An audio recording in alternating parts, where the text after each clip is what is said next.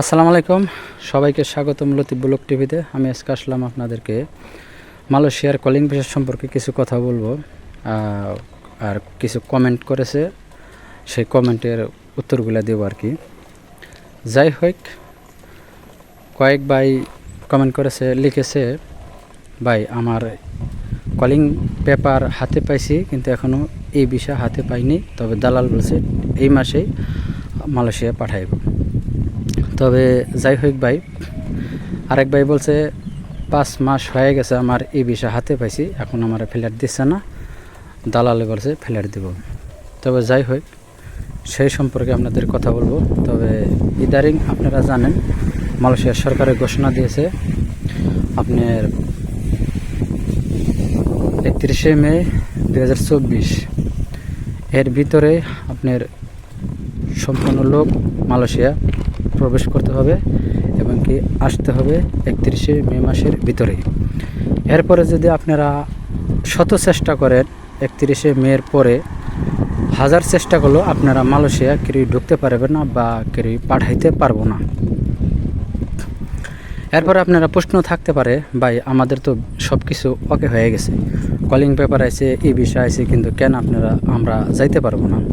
কারণ ভাই আপনারা যারা না আসবেন, যদি এখনও সরকারের কোনো মেয়াদ বাড়ায় নাই কলিং ভিসা সম্পর্কে, আপনার মালয়েশিয়ার সরকারের ঘোষণা দিয়েছে এবং কি কর্মী নেওয়া বন্ধর ঘোষণা দিয়েছে 31শে মের পরে 2024।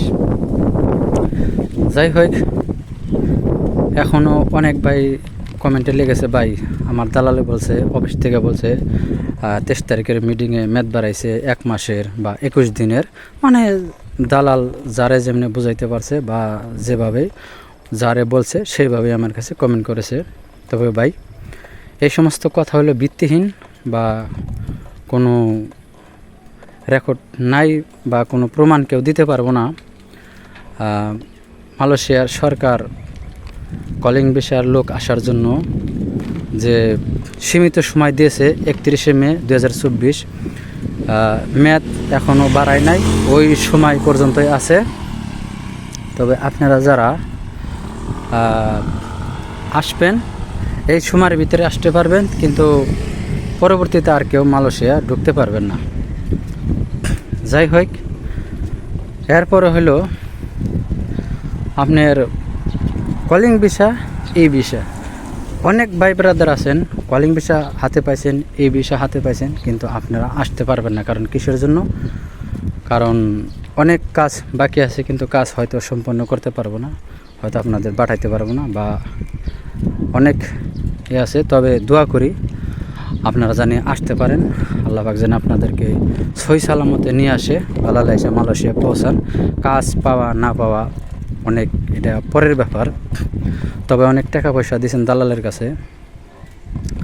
যাই হোক, আপনাদের জন্য দোয়া রইল, আপনারা জানি সহি সালামতে মালয়েশিয়া আসতে পারেন। আরেকটা বিষয় হলো, এক ভাই কমেন্ট করেছে, ভাই আমরা মালয়েশিয়াতে যাব, কিন্তু কাজের পরিস্থিতি, অনেকবার বলেছি ভাই, তবে মালয়েশিয়ার কাজের পরিস্থিতি বেশি ভালো না। তবে আশা করা যায় সামনে ভালো কিছু। কারণ কলিং যদি নতুন কলিং যদি বন্ধ হয়ে যায় আসার জন্য, এরপরে এদিকে মালয়েশিয়ার সরকার ঘোষণা দিয়েছে অবৈধ লোক দেশে যাইতে হইব। মনে করেন ওই দিক দিয়ে আসা বন্ধ আর এই দিক দিয়ে যাওয়া লাগবে, তাহলে অবশ্যই লোক কমবে, আর লোক কমলে পারেই কাজের চাহিদা বাড়বো। আপনারা চিন্তা করবেন না। যাই হোক, আমি আপনাদেরকে আশা করি বুঝাইতে পারছি। আর যে যত কথাই বলি, একটা অনুরোধ রইল, আপনারা দেখা গেছে কলিং পেপার হাতে পাইছেন, দালালে বলবো বলে তাড়াতাড়ি টাকা দিয়ে দাও, ফ্ল্যাট দিয়ে দেব।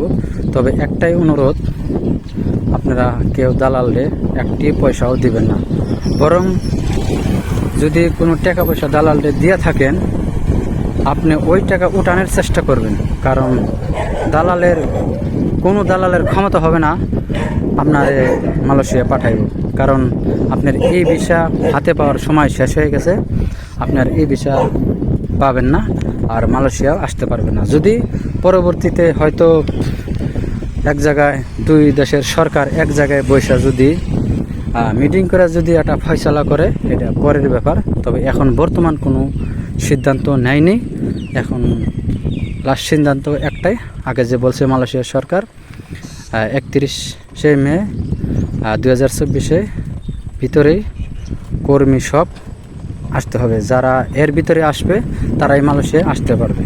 ঠিক আছে, এরপরে আপনাদের প্রশ্ন থাকতে পারে, বল ভাই আমার সব কিছু হয়ে গেছে, আমি কি মালয়েশিয়ায় কেন যাইতে পারবো না, তাহলে আমার ভিসার কি?